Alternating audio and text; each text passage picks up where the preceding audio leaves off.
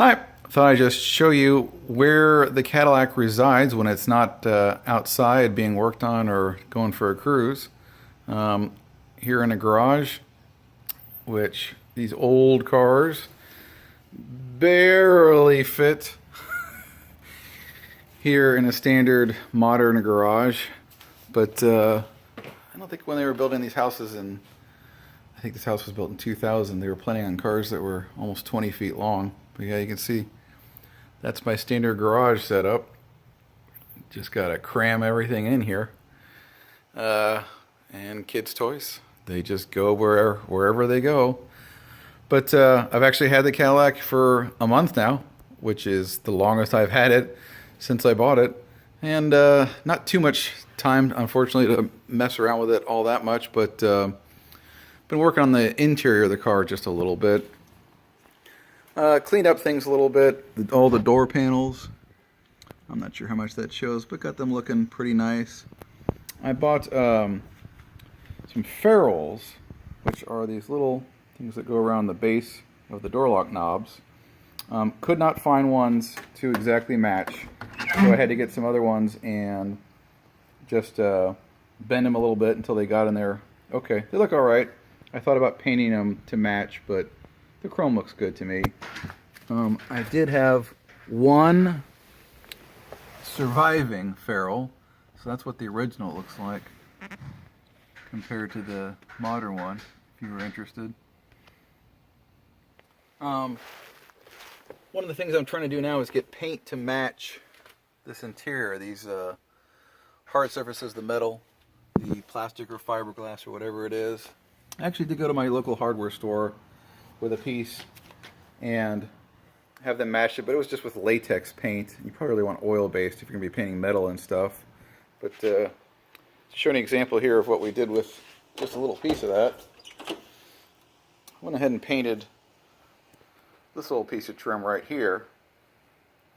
And it's not an exact match. Now, it's hard to tell because you got the color of the leather trim there.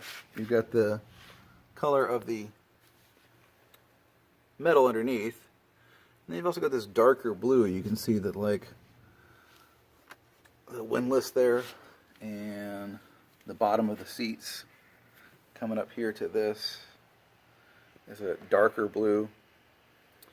So I don't think that really matches there. That probably needs to be the darker blue. So I'm probably going to have to find some kind of piece of the example of the darker blue that I can take to the shop and have them match, hopefully in an oil-based paint.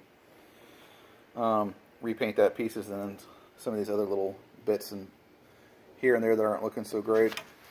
You can see right there I just did a little test sample there on the steering column, and that doesn't look too bad. So I don't know. Other thing here is, let's see, that I rounded up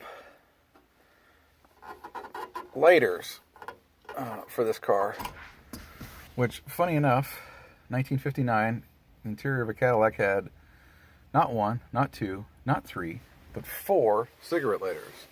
One for the driver, one for the passenger, and one each there on that column for the people in the back. And so I thought I only had 2, so I ordered a couple of reproductions online that are pretty close match. Let's see if I can grab one of these here.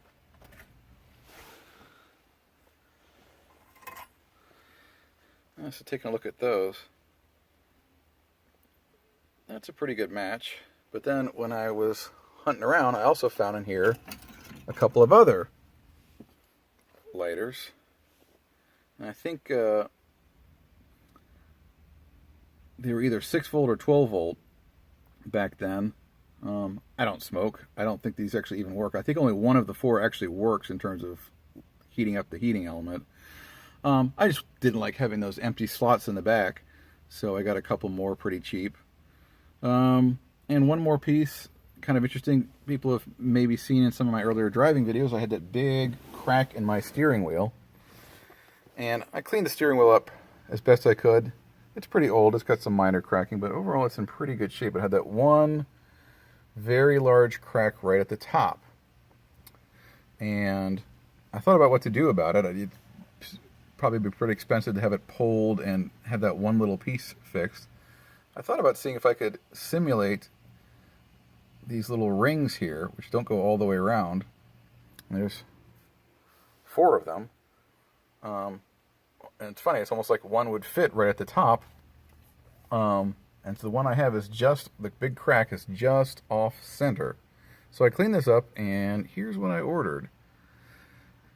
This is a steering spinning knob. Very old-fashioned. You saw them on cars in the 40s and 50s. I don't believe it was actually like an option that you could like order on the car. I thought this was entirely a dealer-installed doohickey.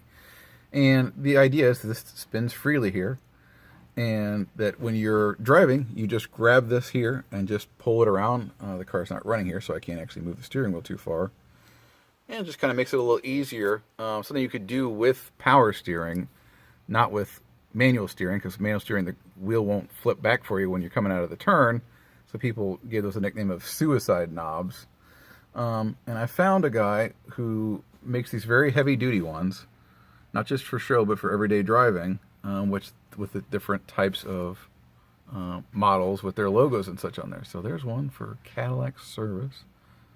And it manages to exactly cover up that big nasty crack in the steering wheel. So I think that's going to be my my solution to that problem, at least in the short term. Can't always afford or find the pieces to make things brand new, but you can make them look good with a little work and a little effort. And I'll keep plugging away at things. Thanks.